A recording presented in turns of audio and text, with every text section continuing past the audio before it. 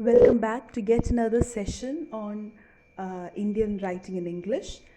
Today we'll be looking at writing by Dr. B.R.Ambedkar, which is titled Back from the West and Unable to Find Lodging in Baroda. Dr. B.R. Ambedkar was born in 1891 and we know him as the person who drafted the Indian Constitution, and he lived up to 1956. And his contribution to the Indian social evolvement was too great, of which we'll be talking about in a few seconds. B.R. Ambedkar, which expands as Bhimrao Ramji Ambedkar, who is also known as Baba Saheb Ambedkar, was an Indian jurist, economist, politician, and social reformer.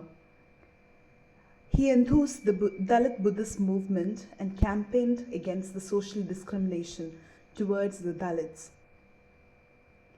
And he holds the position of the first Minister of Law and Justice of the independent India, and he was the chief architect of the Constitution of India.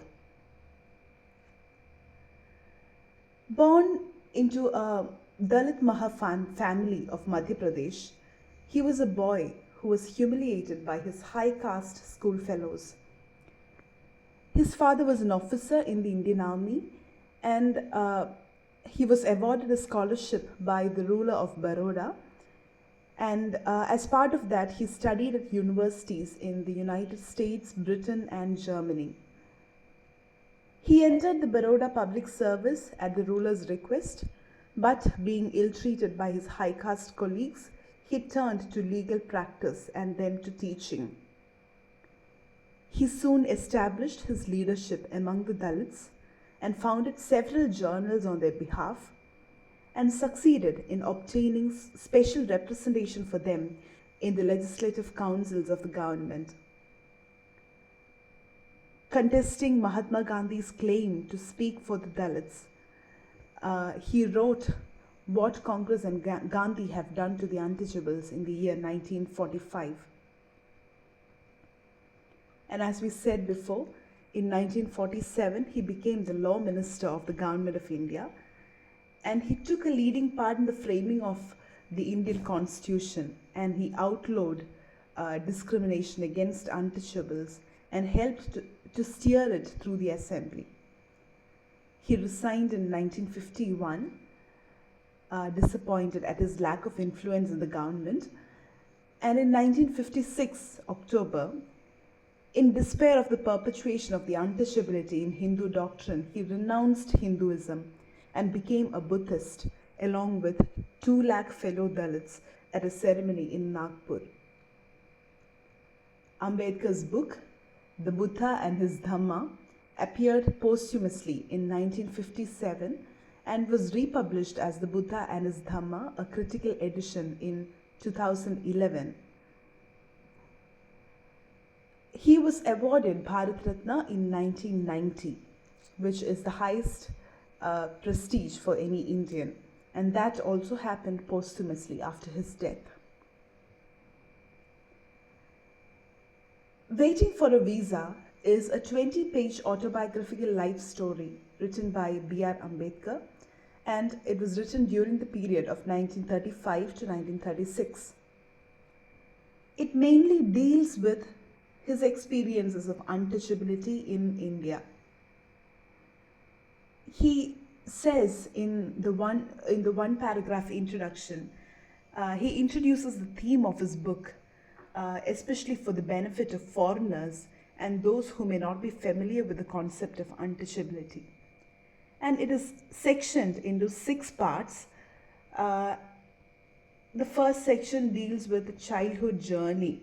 It is all based on his experiences of untouchability in India. The first one deals with a childhood journey where he was humiliated in the journey itself. The second one is what is prescribed for our study, back from the West and unable to find lodging in Baroda. The third section is pride, awkwardness, and dangerous accident in Shalisgan. And then in the next section, he talks about how the people felt that when they drank water, they were polluting the water in the fort of Dalotabad. In the fifth section, he talks about a doctor who refuses to give proper care and how a Dalit woman dies because of that. In the sixth section, he talks about a clerk who is abused and threatened until he gives up his job. So, all these are incidents he witnessed or he experienced during his life in India. So, what is prescribed for us is the second section, back from the west and unable to find lodging in Baroda. So, here in this section, he talks about how he was awarded the scholarship by the Maharaja of Baroda and how he had returned to India in 1918 after his studies from 1913 to 1917. And he feels that it is his obligation to serve the Baroda state because after having received such a huge scholarship from the Baroda state, he felt that it was his duty to serve the state of Baroda. And he was appointed as a probationer in the Accountant General's office. So, in this section, he says that he is not talking about what kind of work he did, but he very clearly states that it is about the social experiences of humiliation which he experienced as part of the caste system. And as he begins this section, he talks about, or rather, he contrasts his life in the West to that of India. He says that the 5 years that he stayed in Europe and America had completely made him forget about his untouchability, that he was an untouchable. But the moment he returns to India, the moment he steps in India, he is worried, he is confused about this notion of untouchability. Because in the Hindu caste system, untouchability did not give any privilege, did not give any consideration to the worth of the individual, but it just focused on the caste to which the individual belonged. And he says that the moment he landed in India, he had confusions regarding the stay, where he was going to stay. So he thinks of impersonation because he knows that if people knew that he was a Dalit, he would not get a place to stay. So he thinks of impersonation. And then after quite a few inquiry, he understands that there is a Hindu hotel by the name Vishi's. But since it was a Hindu hotel, they would not let B.R.Ambedkar in. And he thinks of certain homes of Indian friends in America. He says that once they were in America, they didn't have any issue of caste system, but back in India, definitely they would also be uncomfortable in letting a Dalit person stay in their house. And then finally, he comes to know about this Parsi Inn from a driver, and he decides to go there because his expectation of the Parsi religion was totally different from what he has actually experienced. So he says that the Parsis were the followers of the Zoroastrian religion, so there is no direct connection to Hindu religion and caste system. And the moment he set off to the Parsi Inn, he says that he was filled with hope and his mind was free from fear. This might remind you of Rabindranath Tagore's verses from Gitanjali, where he talks about his wishes or his dreams about India.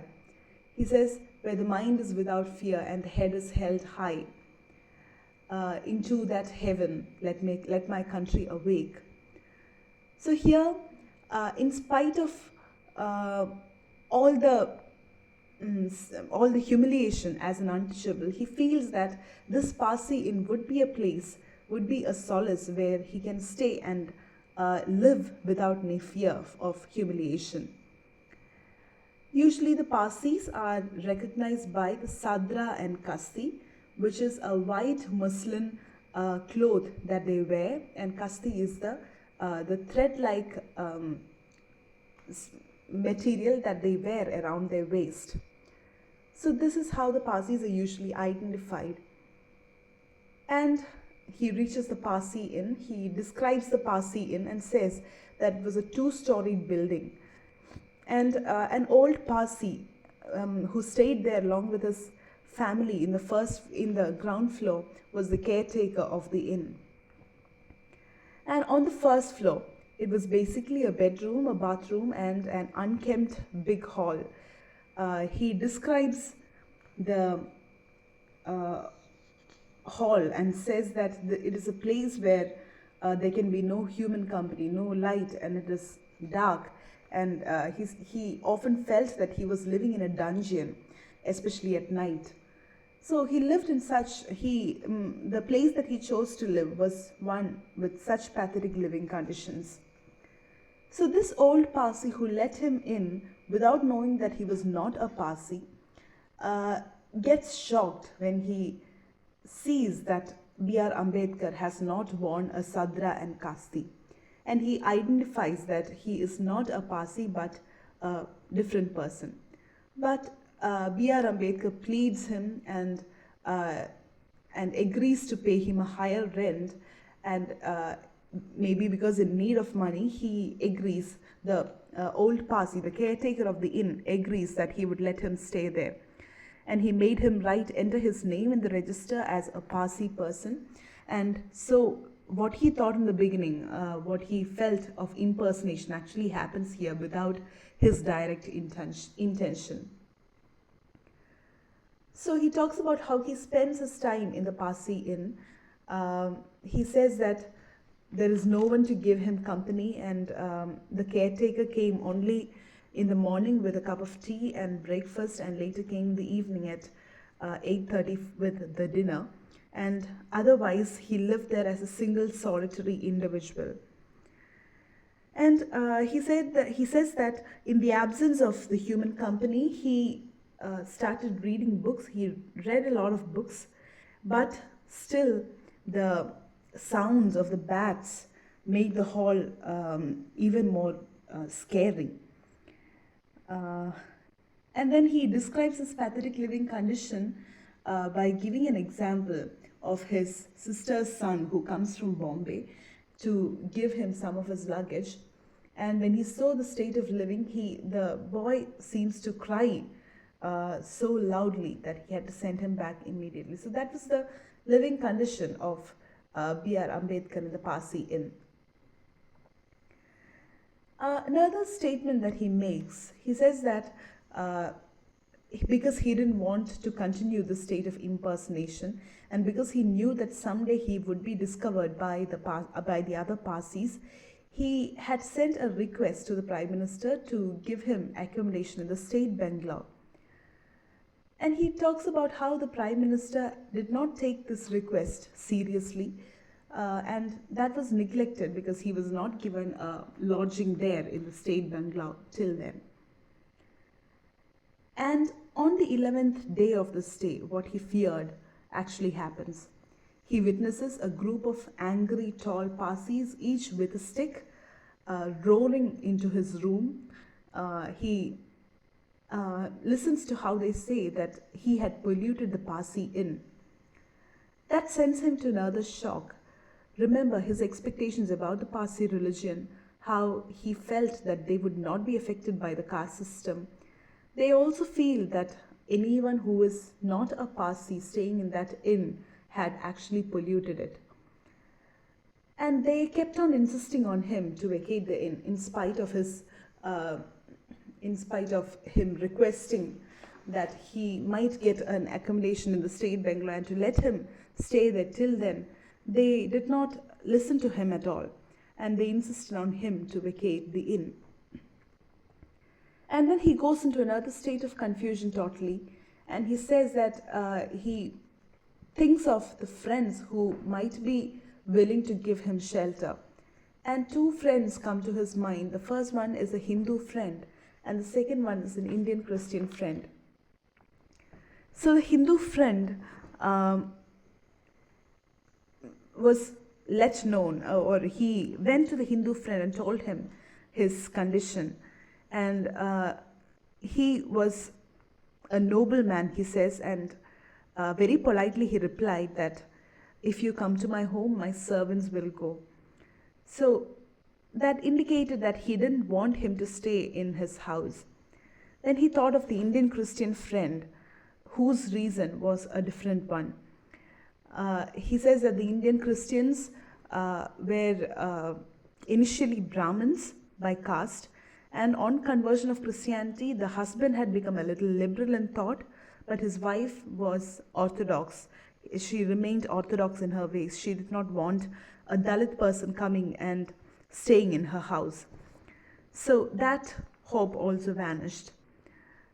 Ultimately, he talks about how he left to Bombay, leaving Baroda, and since his train was at 9 p.m., he decides to stay in a particular park, and then at night he took out the carriage from the inn, and he paid the bill, settled the amounts, and he leaves for Bombay.